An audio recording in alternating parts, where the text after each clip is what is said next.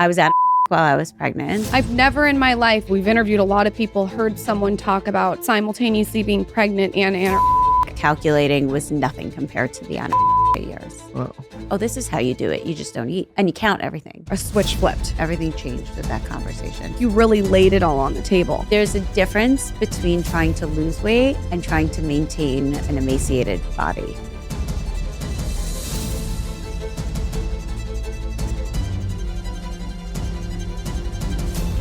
Jackie, I was saying that, you asked about the house. I don't think it works out for the husbands. I like this environment where I control it. I know what's getting released. Yeah. If I don't want it out, it doesn't go out. It's just it's a little different. Yes. I would Do you think agree it with works out for the men?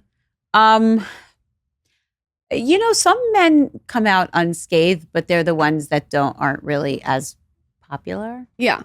So it depends. If you want to be a big personality and be known, then I don't think I have it in me to be the wallflower. So I think with that, I'm not going to do very well because I'll be too out there. You know what? You say like you're going to be quiet and you're going to just be respectful, and then you get 2 drinks in you, and then all of a sudden like you're doing shots off of like a blow up doll and it all goes down. Yeah, I've never said that I've described myself as quiet and respectful as the first 2. You would not like, though, if someone was mean to me. You would not be able to take that and shut your mouth. You say that you would just be quiet and like blend. You would not. No, and listen, I am a viewer. Okay, I watch and at times I feel like people have been visceral to you, and I don't think that I could. Yeah, to Lauren's point, like I don't think I would have the temperament to deal with that. Evan doesn't really get involved with the girl fights because then look. Yeah, then all of a sudden, the next year, you're friends.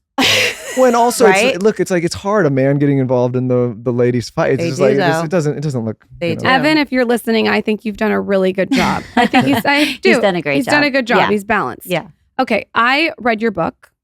I highlighted. I read it on my Kindle. You guys all have to go buy it. It's very, very raw, real, vulnerable, and also very. And I told you this off air. Detailed, specific to what you were going through. It felt like you really laid it all on the table. I think the best place to start is your childhood, because the childhood, to me, and tell me if I'm wrong, set up the eating disorder. Like it almost like it, because of how your childhood was, I can see how you developed an eating disorder. When you look back, do you feel like that? My younger years when I was in Staten Island and I was surrounded by friends, I could see that it was set up because of the food as love element of it, where my mom would overfeed us. But it was really, when I look back, it was really my teenage years. That was all the trauma where I got all the mixed messaging.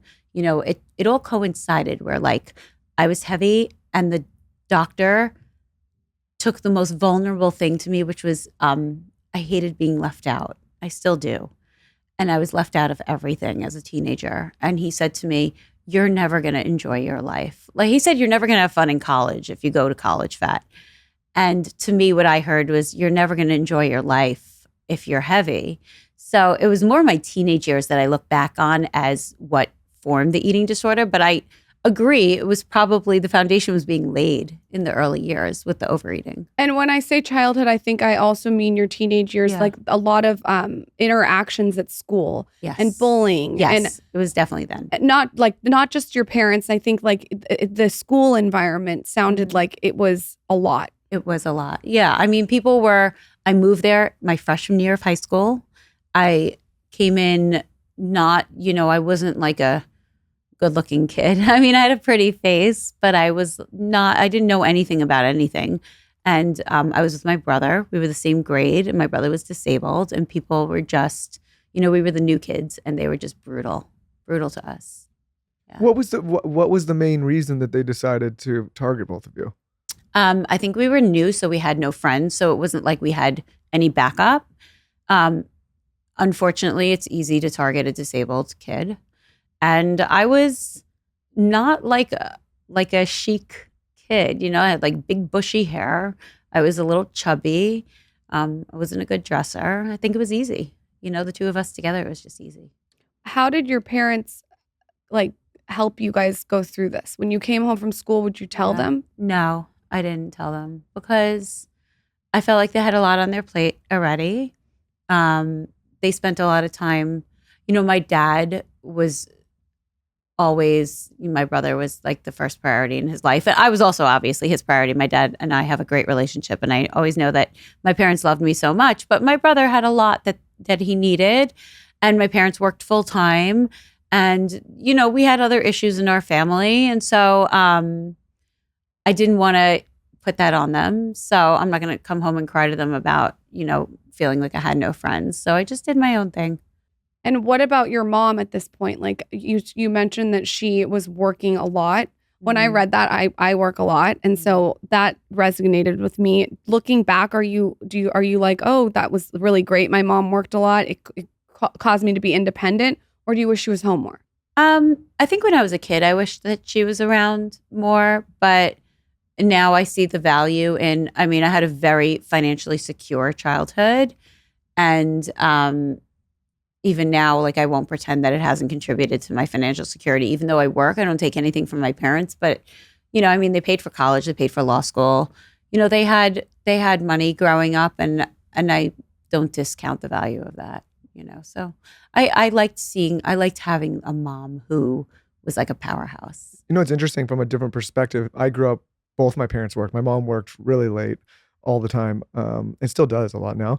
But I think in a strange way, it has made me attracted to a different kind of woman, like a maybe, how do I say this? Like Lauren is a very strong woman. And in our marriage, it has not been strange for her to work and have her own thing and be, very successful. Like I'm very secure with that in a woman because that was what I viewed. Right. And the only reason I mention this is I have sometimes some of my male friends whose girlfriends or wives have their own thing, their own career, get like a little bit flustered if they didn't have that same example. Do you know what I'm saying here? I've seen it too. Yeah. They don't like, for me, like the more successful she is, I'm a big cheerleader for like, good, great. It doesn't do anything to my ego. I'm very happy for her. Right. But that's not every man. Yeah. I've seen a lot of guys sometimes get threatened by either your success or her success. Yes. And I just think it's interesting.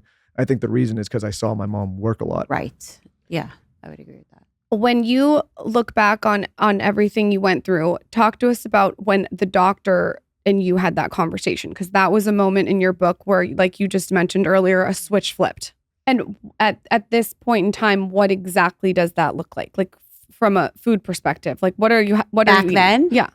It was about like 5 bread exchanges a day. What does an exchange mean? An exchange is like a serving, and a serving is like maybe 70 calories worth of bread, a piece of light bread. It's not a lot of food. There was a few milks, which is a dairy, like a yogurt. There's a few proteins, there's a few breads, a few carbs.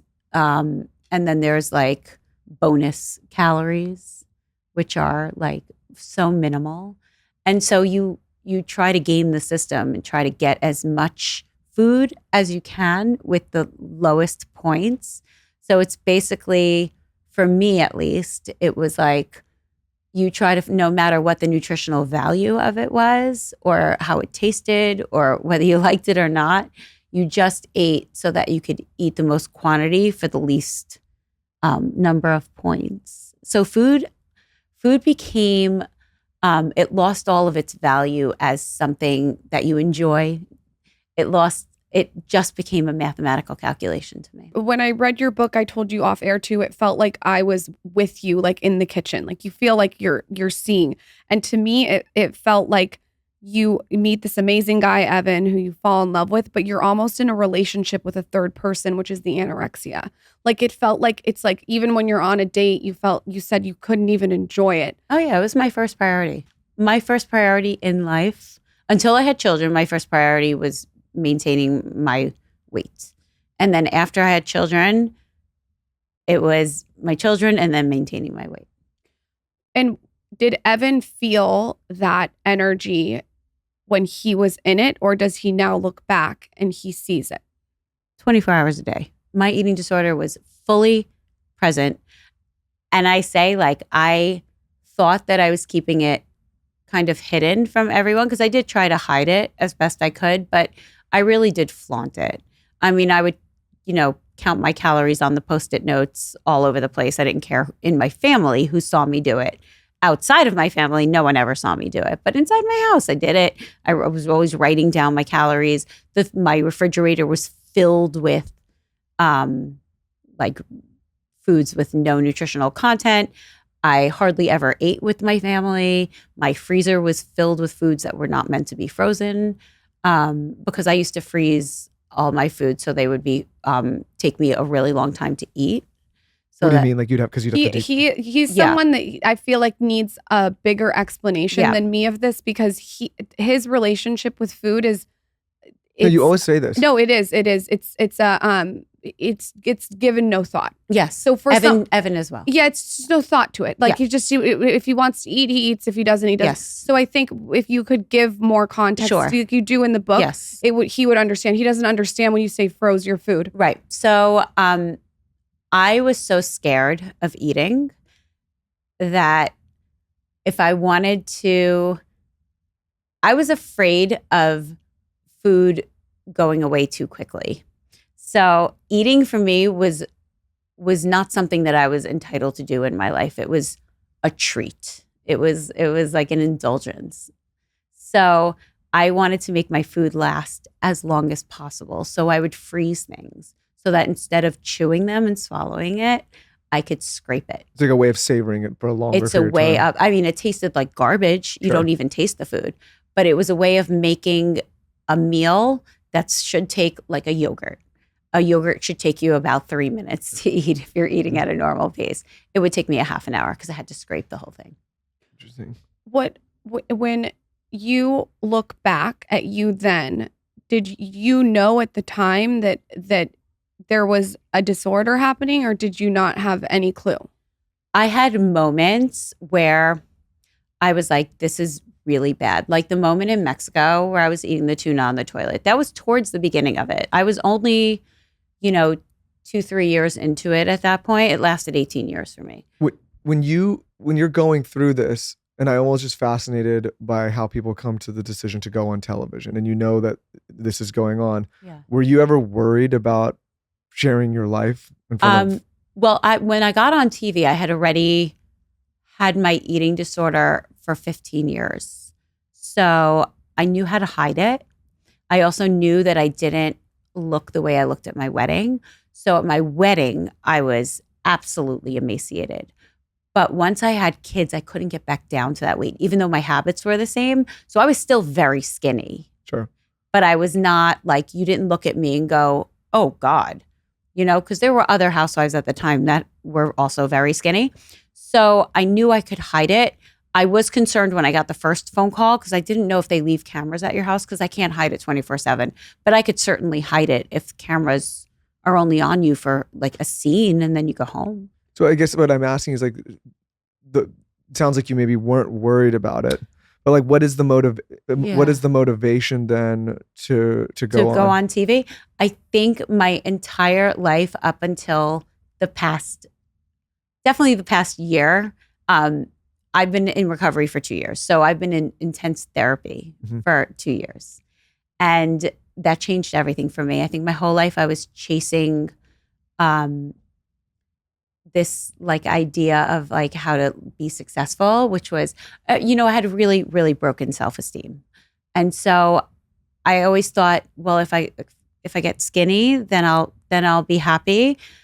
If I get long blonde hair, then people will like me. And if I marry someone who loves me, then I'll be happy. And like nothing was changing it for me. And it was just another cog in the wheel. It was like, if I go on a reality show and I get famous, then people will like me. And then, a few years into that, I was like, well, I'm still sick, So like nothing was doing it, but I really did. I was always looking for what was going to make me feel good about myself. I think a lot of people feel like you just said, a lot of people feel like that. And I think it's really honest of you to say that. Yeah. It's like an if, when, then. Yeah. And nothing was working. Nothing made me feel good enough.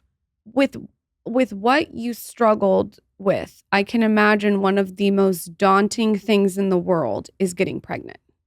It was horrendous. Because I gained 60 pounds my first pregnancy, and that it was horrendous for me. I can only imagine with everything you were going through. It's really hard. Yeah. It's hard no matter what. I don't think it's talked about enough. Like you can simultaneously be so grateful that you have a baby, but also, you know, for me, really, really stressed out about all the weight I had gained. It's a lot. Yeah. With what you were going through, to know getting pregnant, you have to gain weight, and then also you got pregnant with twins is kind of a mind fuck. One of the best gifts ever for every holiday is sunglasses. Enter Sunglass Hut. So I recently had the opportunity to go to the Sunglass Hut in Austin, and I got to go pick out glasses that I wanted. I found these like evergreen forest glasses by Burberry. They're so major. I love them so much. I'm actually bringing them on a trip that I'm going on. And I just was blown away at their selection. They have so many good brands. Like I'm telling you, they have Prada, Dolce & Gabbana, Versace, Ray-Ban, Oakley, all the things. Michael picked out Ray-Bans for himself. He just loves Ray-Bans for guys. So they really have you covered. All the shades of holiday at Sunglass Hut, available only at Sunglass Hut. I personally would go in and just see. You can browse all the gifts in person, and you can even get like customized engraving or even a gift card. So head over to Sunglass Hut and discover the special selection of shades in store and on sunglasshut.com. There's a perfect gift for everyone this holiday. Should also know we just did a gift guide bonus episode where Sunglass Hut's featured, and it's going up tomorrow, so stay tuned. Head over to your nearest store or go online to sunglasshut.com and check out their unique selection of shades available only at Sunglass Hut. You're going to love what you find. Visit them in store or online. Sunglass Hut is the destination for all your holiday gifting needs. AG1. I actually was inspired by Michael to add this to my day. He started doing it because of Andrew Huberman, and he just swears by it. He does it every single morning with his coffee. He does a scoop, just like mixes it up with his spoon and swallows it down. I'm someone who likes to do like crushed nugget ice, and then I'll froth it up. I'll put a big scoop of AG1 in my water. I like it cold. I'll drink it down. It's so delicious. I love the way it tastes. I like to drink my AG1 always in the morning with my coffee. And I just feel like it's an amazing way to get prebiotics, probiotics, and digestive enzymes. You get gut support, magnesium, B vitamins, all the things in one, even vitamin C and zinc. And a lot of people are just obsessed with how it makes them feel so energetic and supports their gut. It helps with their stress levels. Again, Andrew Huberman is a huge fan. My husband's a fan. If you're a longtime listener, you know I've been drinking AG1 for probably about a year. I personally felt a surge of energy with my coffee. AG1 is a supplement I trust to provide the support my body needs daily, and that's why they've been a partner of our show for so long. If you want to take ownership of your health, it starts with AG1. Try AG1 and get a free 1-year supply of vitamin D3, K2, and 5 free AG1 travel packets with your first purchase. Go to drinkag1.com/skinny. That's drinkag1.com/skinny. Check it out. One thing I like to personally do is save you time. And I've been using Thrive Market for all my go-to grocery and household essentials forever, like literally since this podcast started. I even have on my blog like my favorite Thrive Market picks. They have the best raw almond butter. They have Yum Earth snacks, which are like this candy that I give my kids that's like a healthy version of candy. It's super low sugar. They also have non-toxic cleaning supplies, gluten-free snacks, all kinds of things, and you can go on and just create and curate your own shopping experience. Everything, of course, and here's how I'm going to save you time, is delivered straight to your door. You also save money because as a Thrive Market member, you save on every single grocery order. So you can save like 30% every time. To me, while I love going to the grocery store, I don't always have the time. I'm a mom of 2 under 3. I'm running a business. I'm a wife. I've got a lot going on. So this is such a nice way for me to be able to just go on Thrive Market and get everything I need with the click of a button. Join in on the savings with Thrive Market today and get 30% off your first order plus a free $60 gift. Go to thrivemarket.com/skinny. You get 30% off your first order plus a free $60 gift. That's THRIVE market.com/skinny. thrivemarket.com/skinny.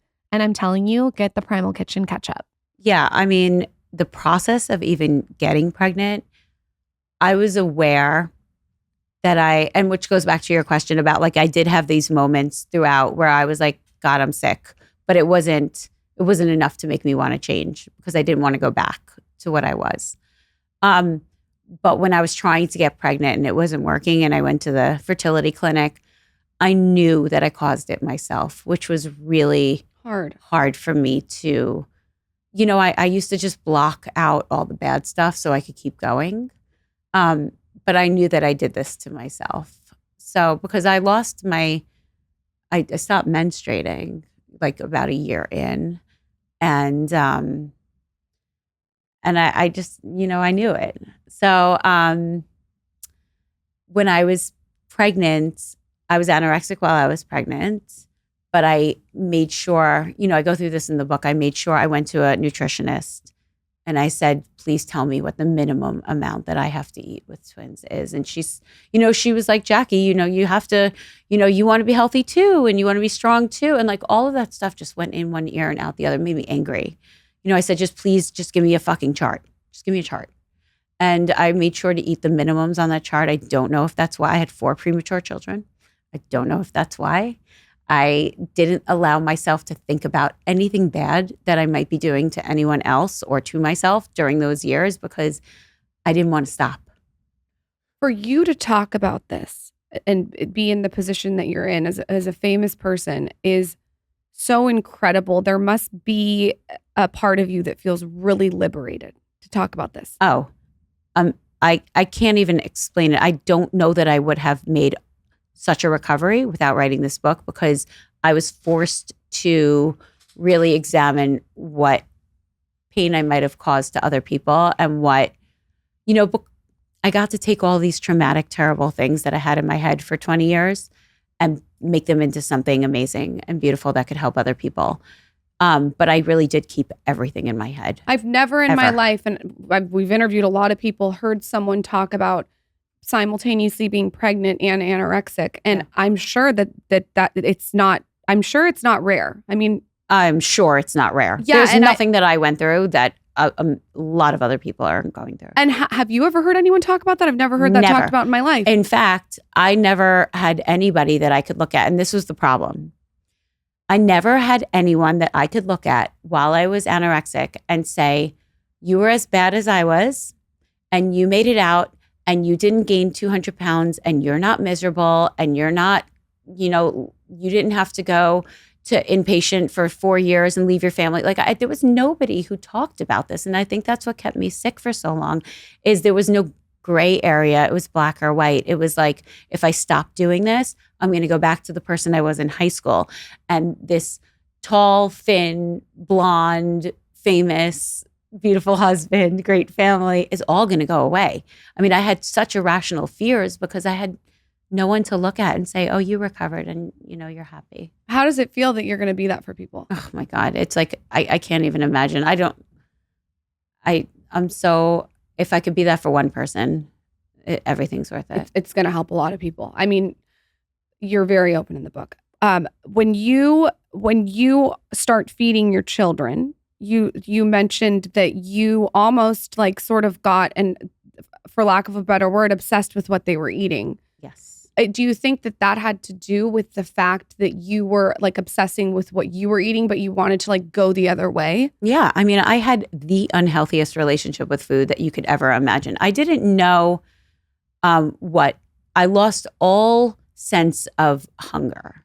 So I didn't eat when I was hungry. I only ate according to a schedule. So I couldn't. When you say that, like you would not get hungry throughout the day? I always felt a sense of hunger because I was never eating. But you just got so good at not. So it was like, of course I'm always hungry. So there was never anything like, oh, I'm extra hungry now, it's time for a meal. There was never that. It was always hunger because I was so malnourished. So I never trusted hunger. I thought that food was the enemy and that hunger was the enemy. And everyone's always hungry is what I thought. Like, of course you're hungry. That's just what the body does. So when my kids, I also didn't trust fullness. I trusted none of it. So when my kids wouldn't want any more food, I would get hysterical because I didn't trust them to trust their own bodies, So it makes sense. Right. So if they were telling me that they're full, I thought something else must be going on. They must just be resisting for another reason, and I was always very worried that doctors were going to think that I was underfeeding my kids because I was anorexic. Wow. Mm-hmm. When you talk to your children now and they look back, did they see anything that they mentioned or said to you, or did they not understand? Oh no, this is when they were babies. What about when they got a little bit older? When they got older, I stopped messing with their food. So I go through this. I saw a therapist who, a dietitian, sorry, who was you cannot do that to your kids' food anymore. And I got scared over what I was doing to them. So I stopped messing with their food when they were babies. But they saw me. So I stopped doing it to them, but they witnessed me having quite possibly the most disordered eating ever. I never touched anything that my family was eating. I took them out for ice cream, pizza, dinner all the time, and I just had Diet Coke. That's it. So do they say anything about it? They would tell Evan, why does mommy eat the same food all the time? Why doesn't mommy get ice cream? But they got very used to it. It was just the way that I was, and I think they were too young to know. What I worry about is what they internalized. And one day when they're, 18 years old and they say, what did mommy do to lose weight? I want to lose some weight. That's what I worry about. I think though that you can point them to your book and they can have context of how it became such a monstrous disorder. I think they'll be able to see, any empathetic, compassionate person that reads your book will be able to understand how you got to that. Oh yeah, I think they would understand. I just hope that they don't, I hope that they don't do anything because they saw it for so long. Do you know what I'm saying? I definitely try to talk to them about it, but more important, I try to model really good behavior in front of them now. At what point did your husband say something to you? Was it really far into your relationship? I know in the beginning he said something. I bit his head off. About the sushi. Yeah. He was careful. He also didn't want to push me too far. I will assure you, there was nothing that you could say to me, right, that would make me, like I say in the book, it's like telling me to stop is like me telling you, take a knife and cut off your finger. You'll be fine. Just cut off your finger. And as hard as it would be for you to actually pick up that knife and cut off your finger, that's what it felt like to me. This was part of me. Well, this is what I think people don't understand. Is because for somebody who doesn't struggle with this issue, they would look this is so simple, fix it. Right. Eat a cheeseburger. If I could tell you the number of times that people have told me just eat a cheeseburger.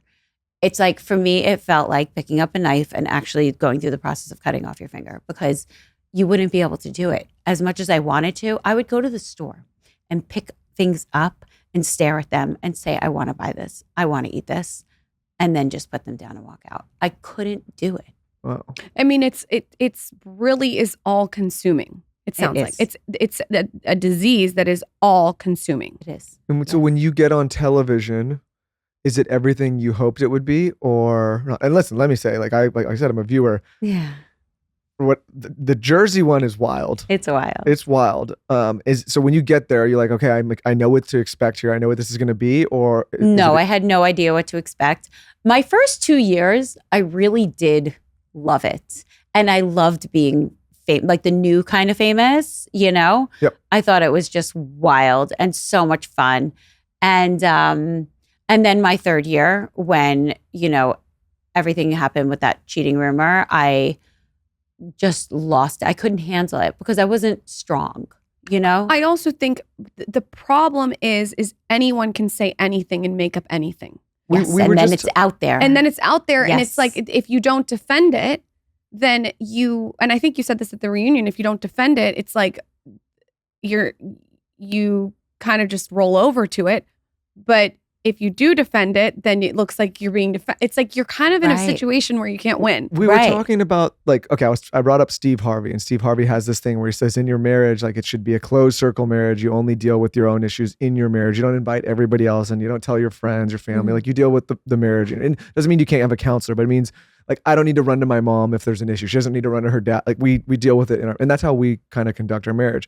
I think the interesting thing about doing what you do or going on any television property is like, especially this kind of property, is you like the world starts commenting on everything with no actual personal knowledge of you. And they're, for whatever reason, even, and this is why people watch the shows, they want to see the high drama in these things, but they don't also realize that there's like, this is a human on the other end of it. And they're commenting on real things that can have real impact, or things that aren't real that could also have impact. Yeah. And they also blame you because you went on it. You signed on for this. Yeah. It's like if I come on, nobody really says, well, you signed up for the podcast and now on reality TV, it's like, you've signed up for this. I'm allowed to take any punches I want. I'm allowed to say anything I want. Like this is your life now. This is what you signed up for. Yep. I think as a viewer watching that, it looked to me like you were someone who had a really strong marriage in the group. And that was a really, not that I don't think this, but I think maybe some people thought that it was a strategic way to take you down because your marriage was so solid. It's like, go for the jugular with you. Because to me, like your marriage looks very strong. It looks like you guys have each other's back. He's great. We're good. And so that's what they almost like take the strength and rip it down. Well, this is why I'm saying it never works for the guys. Either you have a great marriage and you're a good guy and they're going to take you down, or you're a total scumbag and they're going to take you down. Like there's no, like it doesn't matter if you're good or bad. Like, I mean, it comes for everybody, unfortunately. I don't know anyone who gets out unscathed. But, other people have handled it differently than I did. And even Teresa has said to me, like, I thought you were just going to like have a fight with me and be like, my husband doesn't cheat on me and then it would be over, but I couldn't do that. I didn't know how to do that. Like I was so scared of the world and I had so much anxiety over everything, which of course manifested as an eating disorder, but I had so much anxiety over everything that I turned it into just this like monster, and I let it consume me and I dealt with it by starving myself. So even though I never got rid of my eating disorder, like it was always there, I was always anorexic. It took a turn and I started to get like hysterical with it. So I would deprive myself of food because it felt like I was punishing myself. Do you guys ever feel on that show that like, do you guys ever have a conversation ahead of time and be like, hey, some of this stuff just needs to be off limits? Or is it like anything goes? Because I feel over the years, it's gotten more and more aggressive across all the franchises. Your friends know that, you know that your friends wouldn't do anything like that to you, but you can't say that to, I almost feel like as a viewer that people that come on the shows now, it's like, well, on the past seasons they did these, and for me to be relevant, I got to up the ante, and I mean, it's hard though. Look at the ratings. The ratings are wild when you have that kind of drama. Sure. And I think there's no franchise that there's not a husband being a cheating rumor going around. I mean, Salt Lake City is all cheating rumors. Yeah, we produced some of the cheating rumors. The Vanderpump shows, and like I can attest, like when that was going on, it's just like gangbusters. Everything is cheating rumors. So I think if you tried to say like no cheating rumors, like they'd be like, okay, yeah. What was sort of the straw that broke the camel's back with you deciding to get severe help? Like when were you like, okay, this is I've done this for 18 years. There must have been something that was like, it wasn't the emotional pain. It wasn't the counting. It wasn't anything like that. It was the amount of physical pain that I was in. So my body was really failing. And I knew that there were things going on in my body that I was just denying. But like I had a abominably slow heart rate, like dangerously low. And I've been on hormone replacement since I was in my early 30s because I had no estrogen in my body. I had liver inflammation, all things from not eating, from malnourishment. I had a lot of things going on. And I had a hamstring injury, but one of the parts of my eating disorder was that I wouldn't allow myself to eat if I didn't burn off calories in advance. So I would run. Every day I would run no matter what. And I had a hamstring injury and I was trying to run through it and it was just so bad. And one day, and I had lost a lot of weight. Not a lot, but for me to lose anything was a lot. So I had lost like 4 pounds when I was going through all that trauma from, the rumor. And I was running through an injury and I just collapsed in pain. And I thought to myself, what if I don't stop now? I'm going to be 65 and still doing this. I'm never going to stop. I'm going to live my whole life like this. And it was the first time that I let myself think, what would be so bad if I stopped, and what might be good, And I was at a point in my life where I was like, well, my husband's not going to stop loving me. And like, I might not make it to 65 if I don't stop. So I think I just spent some time on the floor there and really thought about things. And then the first thing I did was come upstairs and tell Evan, so that at least it was like, I thought, even if I change my mind, if I tell him and I open the door and I open the conversation, I can never take it back. And then what happened after that? Was he relieved? Oh, he was so happy. And did he, he must have had some kind of inkling or some kind of... Oh, yeah. Oh, Evan knew that I was anorexic. Okay, yeah. Everyone knew. Everyone around me knew. I mean, in fact, when the book came out, like all of my friends, my college friends called me crying. And they said, Jackie, we were all so worried about you all the time, but no one knew what to say to you. It's hard to talk to somebody about. Well, what do you say? It's such a delicate issue, and it's food. It's sensitive. From your perspective, what is the right approach if somebody has a relationship with somebody that is going through the same thing? That's a good question. Well, I know for me, there was nothing you could do to stop me, but I do think it's worth saying something. So if you're a family member, a loved one, I would definitely say, I would say, if you want me to help you, if you ever want me to help you, I'll help you find a specialist. Because I didn't know that there were specialists out there who dealt with this kind of stuff. I had an inkling, but I didn't know how to find them. So I would just make sure the person who was struggling knows that you're there to help them if they want help. There's screening tools on the NEDA website, the National Eating Disorder Association website, that you could see if the person that you love actually has a problem. I would just let them know that you're there when they're ready. What's a point where you need to intervene though? The problem is that unless somebody's a minor, you can't check them into. You can't. I've had friends who had issues with alcohol. You can't. How do you intervene? Like you could talk to them, but you can't send somebody to AA, What was your first step after laying on the floor, after hurting your hamstring, making it worse? What is your first step? I told Evan, and I was still anorexic for a long time after that because I couldn't stop on my own.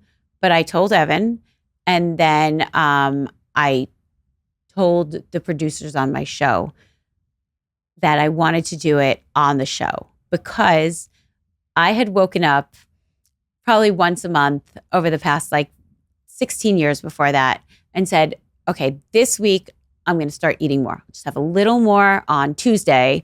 And then the next Tuesday I'll have a little more. And it never happened because if I was the only one holding myself accountable, there were too many fears and too much unknown and I didn't know how to do it. And food was not important to me. Weight was important to me. So I knew that the only way that I was going to stop is if I had all the viewers holding me accountable. Now, that's not to say that you can't recover if you're not on a public makes a ton platform. of sense. But for me personally, I knew that if I put out there, I'm anorexic and I need help, I wouldn't show all the other people who might be suffering from the same thing. Oh, you know what? It's too hard. Not going to do it. When you were on the show dealing with this, what were things that you did to conceal this? Because I can only imagine the pressure of being on a show that is watched by so many people and you're trying to disguise what's actually going on. And listen, like I said, with these kind of particular shows, you don't just have casual viewers. Yeah, I'm surprised. You've got spies. There's probably somebody outside the door right now. No, but none of the girls said anything on the show. Wella Professional's new line, Ultimate Repair, is the most premium line to date. And it was developed with 140 plus years of experience and research to deliver the very best. Miracle Hair Rescue repairs hair in only 90 seconds. So here's how I like to use it. I will do one of two things. I'll take it to when I get a blowout. Like I'll go for a blowout and I'll bring it with me and I'll spray it in my hair before they dry my hair.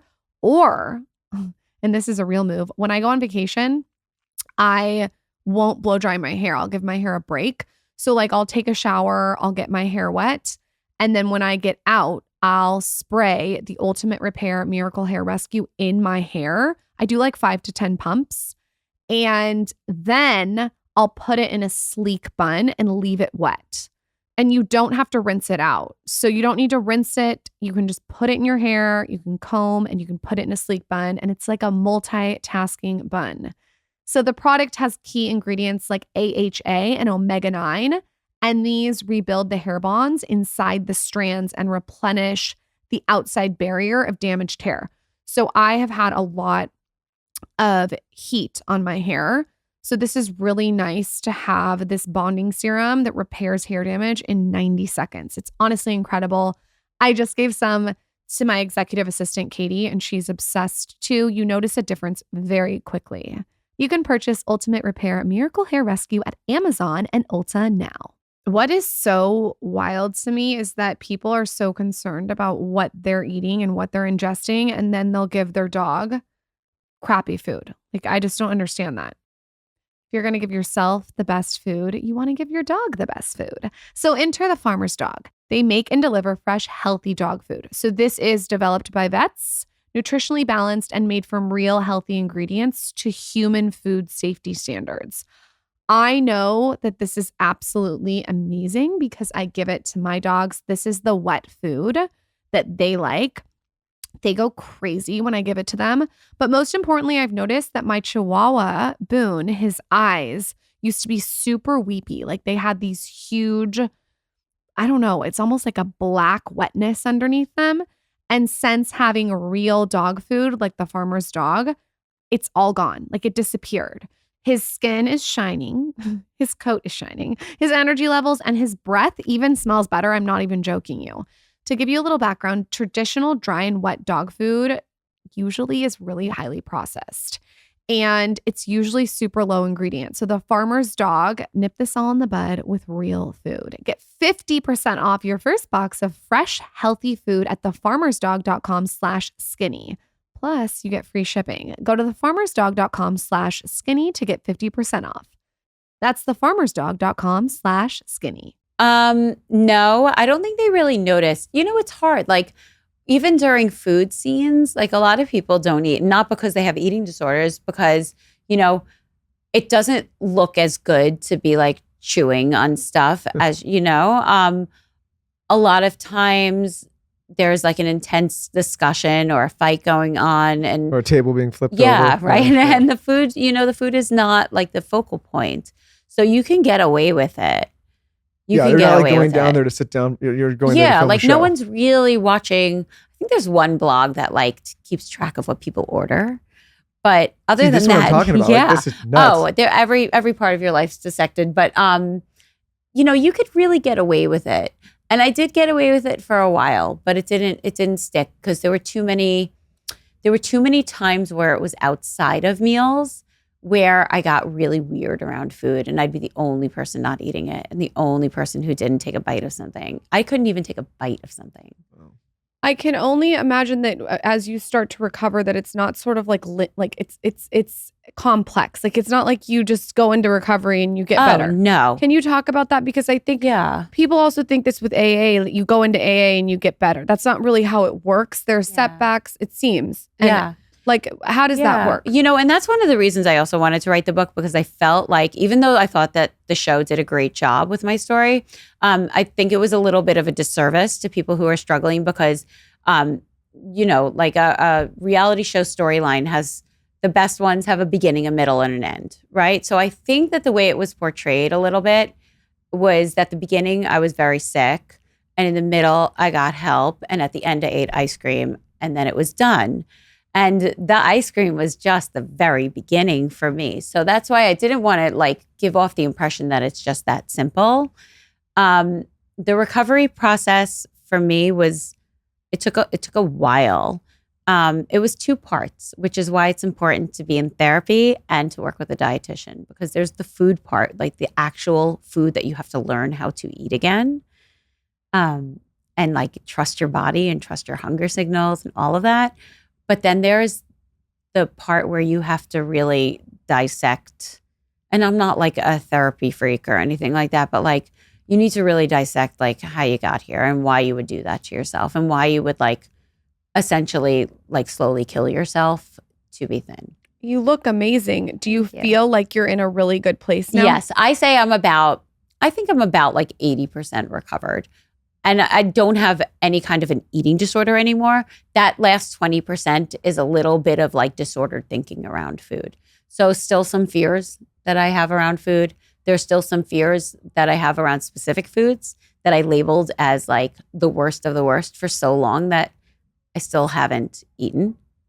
I get worried. I still probably get more guilt than other people after I eat a meal that I would never have eaten before. But at the same time, I have no more social anxiety around food. I don't look up menus in advance. I don't worry if I'm going out 6 nights a week. I never worry about what's going to happen if I have to eat 6 meals out. And it's like a full-time job has gone away. To sort of like kick this mistress out of your marriage, because it's like kind of like it's gone. It's gone. Yeah. How has that been for your marriage now? I mean, it's just you get to share things that you never did before. Yeah. We take longer vacations. We go away for a week at a time. Vacations were a huge Vacations stress. were a big thing. I would never leave for more than 3 nights. Why? Because like you were away from the types of food that you It was wanted. just too many meals out for me. I couldn't handle it. I would have like a nervous breakdown. I would go to a restaurant and just not eat because I couldn't eat that many meals out. It was too much for me. And also it was really unenjoyable because if I went out for breakfast, I would have to have, there were very few foods that I trusted. So every meal was so unenjoyable for me and so much work for me to get through. And then I was starving. So I only had hard-boiled eggs and I would peel the white off, leave the yellow and just eat like 18 hard-boiled eggs for breakfast. I mean, it's a lot. It's a lot of work. It's all consuming. Yeah. And it would like the foods on vacation would make me feel sick. So I never had good time on vacation because I just couldn't eat. I mean, Evan and I go out all the time now. I can go out to dinner 6 nights a week. I can do everything. I could have, we share a lot of stuff. There's also, I mean, all that time I spent counting things is gone. Oh, that must be so nice for you. It's like a weight off your shoulder. Nice. I won't pretend that I'm like fully there because I still do get a little nervous sometimes around food, but there's no anorexia left. I never, ever restrict. I don't count. I take days off from the gym. So that's great. But I still, I'm still with the same therapist that I wrote about in the book, the one that people saw on the show, same dietitian. And, I never go backwards. There's times where my progress stands still for 3 weeks, 4 weeks, but I never go backwards. And then I take baby steps. But it sounds like all in all, as it relates to the show, it was a positive experience for you because it helped you. Stay calm. I don't think I would have recovered if I didn't hit a rock bottom. Yeah. Now your relationship with the show, how has it changed? Because you went from being full-time to a friend. And in some ways, like a friend is like the perfect taste of everything because you can kind of have a boundary and you're not so inundated in it. Yes. Last season, I was miserable because the friend role coincided with, the way that I gained weight. Wait, does recovery, friend mean you're not on the main credits, but you're still in the show? It means I'm not full-time, I'm part-time. Okay. But I'm still in every episode. It's very strange. It's a different thing than I thought it was. When the way that my recovery went was I gained a lot of weight in a very short period of time, and it didn't start right away. So I started eating a lot more, and I was excited, and I was so happy to be eating a lot more. And I hardly gained any weight the first 3 months, and then like pow, like everything came on. I don't weigh myself, so I don't know how much, but I'm guessing a good like 12 to 15 pounds I gained in a 3-month period, and I was beside myself. And that was from like January to April.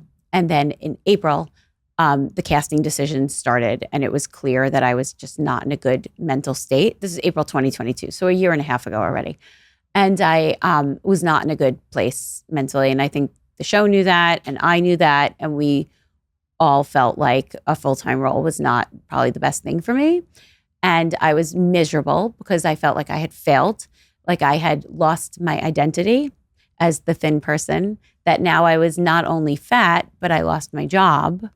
And I was just so sad about everything.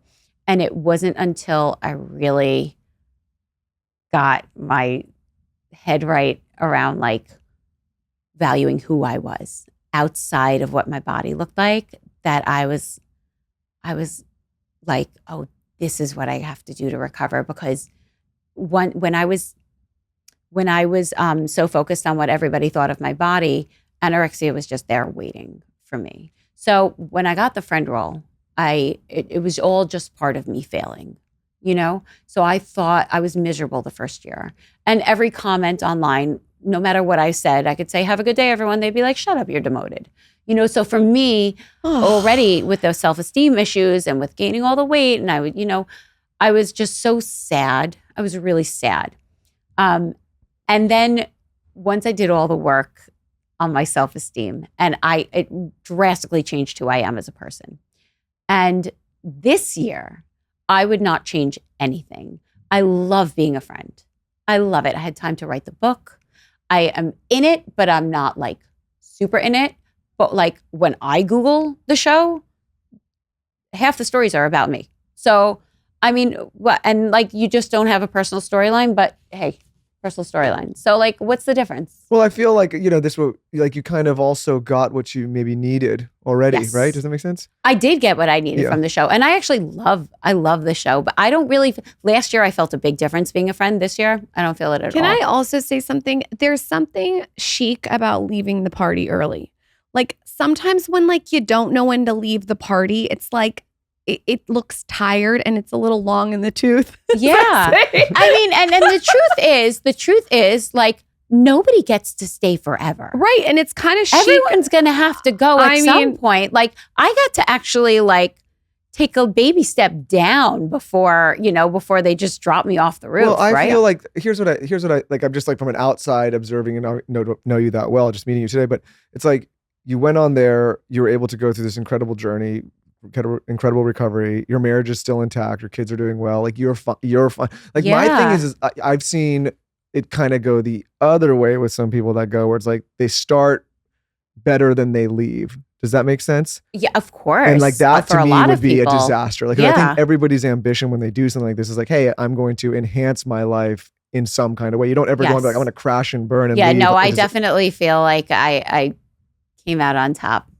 Yeah, there's a lot. I mean, there's a lot of people we personally know that's like, oh, that did not go well. Yeah. And then there's some people. I would agree with that. I can't believe as a viewer that you and Teresa are friends now. You have to tell us like it's an interesting, I want people to watch it because it's, everyone trying to guess what happens. I don't want to ruin anything, but it's very organic. This season's really good. There's a lot of relationship dynamics that I think are really good. I don't think there's that much toxic drama, which is nice. Who is your best friend on the cast? Like Jen Fessler. Yeah. She's fabulous. She's like when my I sister, heard that she fucked Tony Soprano. First of all, Tony Soprano is when she was in her like 20s. Yes. James, how do you say his last name? That's name? Lauren's crush. That's my crush. I think he is like so, I like have this weird obsession with him. Really? Yeah. I like want to marry him. She has a weird obsession with the character he played. Yeah, I just love it. Like the Tony Soprano-ness of it. Yeah. When I heard she fucked him, I was like, you lucky bitch. Yeah, she loved him. I'm just like sitting right over here, Yeah. You don't care. It's Tony Soprano. That's okay. My husband knows that I have a huge crush on Pete Davidson. And Pete Davidson. He jokes about it. Listen, I think it's... Is it because of his huge personality? Actually, it's really bizarre. Can I tell you something? Yeah. You can. He looks just like one of my sons. And sometimes I don't know if I love him because I love my son so much. But like in every picture, people are always like, your son looks just like Pete Davidson. Well, maybe I could see that because you like, there's something that you like love about your son so much. It's like I look at him and I'm like, Lauren walks around singing you. our son a song about like how she's going to be his only girlfriend for the rest of his life. Don't tell him that. I say he's living with his mom for the rest of his life. I know, like I'm booting him out. He's out. No, you aren't. How old's your son? He's 1.5. Oh, okay. Well, I say that to my 15-year-old. Yes, so. Subliminally, I sing a song so he remembers that he's living with me and there's no one but his mom. Let me tell you something. He's getting the fuck out. He's out. I'll move out with him. You have been so outspoken about Ozempic and how there's a lot of housewives on Ozempic and how they're not being honest about it. What bothers it about you, or is it what bothers me? Yes, is it what bothers you? Is that people are doing it and not being honest? Oh, no. That's not what bothers me. What? I don't care who's on Ozempic. I don't know what anyone's personal medical reason is for going on Ozempic, and I certainly understand the desire to be thin. What bothers me is the drug itself being used for the purposes that it's not meant to be used for. So I'm not talking about the people using it for diabetes or for binge eating or for, obesity who really are obese. I'm not talking about that. I'm talking about people who are using it for the last 10 pounds. And the reason that I have a problem with it is because I have skin in that game. I know what happens when you try to stop. You can't. It's very hard when you get really thin to then go backwards after the whole world just told you for the past 2 years how unbelievable you look. How do you then go backwards? So what's going to happen? I don't know. I mean, there's no long-term studies on it. Our friend Peter Attia, I don't know if you know him. He's a longevity expert. And he came on the show and he works with a ton of patients. And he's actually taken his patients off of this because of the long-term studies. And he said that in a lot of cases, he's seeing people's relationship with food completely change. Oh, they it's can't gone. enjoy it. I mean, you don't have hunger anymore. And for me, when you artificially cut off your hunger, that's anorexia. Right? That's everything that I did for 20 years was try to deny my hunger. And that's what these drugs allow you to do. So for me, it feels like an injectable form of anorexia. I don't know what the long-term studies are. I know that in the short term, it can cause intestinal blockage. I know that you lose a ton of muscle mass, and none of those things are good for you, especially as you get older as a woman. But in the long term, who knows? And if there comes a day when they start to realize that there are long-term things that make it very dangerous to be on this drug, then people are going to have to stop, and you're going to have a world of people who never had issues with food before that are, suddenly have eating disorders. I think like part of like the problem with, I guess, forever is just like people not understanding that there just really are no shortcuts in life. Like there's just no shortcut. Like you have to do the things that you have. They may be hard, but like the things that we all know you should be doing, you need to be doing, and shortcutting your way there is going to cost you something at some point. Yeah. And it's just scary when you don't know what that cost is. I think it looks like a miracle drug to a lot of people right now. And so I think people think that they did find a shortcut. I hope that there's nothing that comes out long term. I also don't have any envy at all because I'm enjoying eating so much now. I'm like a kid. It's like really like a kid discovering food for the first time. There's a lot of foods that I have for the first time where I'm like, wow, I really like that. Or like, wow, that's not as good as I thought it would be. And what's like the best? What's something that you're like, this is oh my God, I could eat tuna fish all day. I still have not had pizza though. And I think you should go to Ruby Rosa. That's the best. I wouldn't even know where to start. Go to Ruby Rosa and get the margarita pizza with a glass of wine. Yeah. So fucking good. Yeah. Yeah. Tuna fish. Tuna fish. You know what's good in tuna fish? Cornichons. Really? Yeah.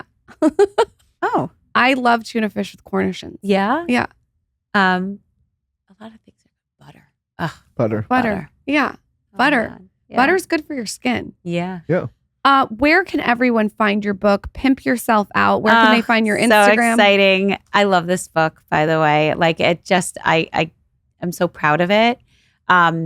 Amazon, Barnes & Noble, every independent bookstore. You can find it anywhere that books are sold. There's an Audible. I did the audiobook myself. A lot of work. It was so nice though to actually sit down and read the entire thing beginning to end. Yeah. I loved it. Audible, ebooks, Amazon's the easiest. I got mine on my Kindle, you guys.